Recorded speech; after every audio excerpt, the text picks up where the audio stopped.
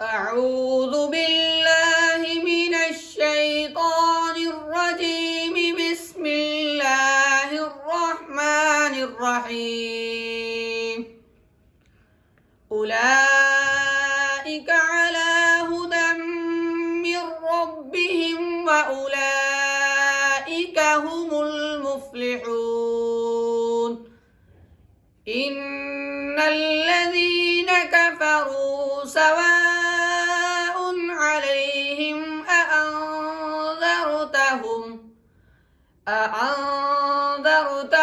أم لم تنذرهم لا يؤمنون. ختم الله على قلوبهم وعلى سمعهم وعلى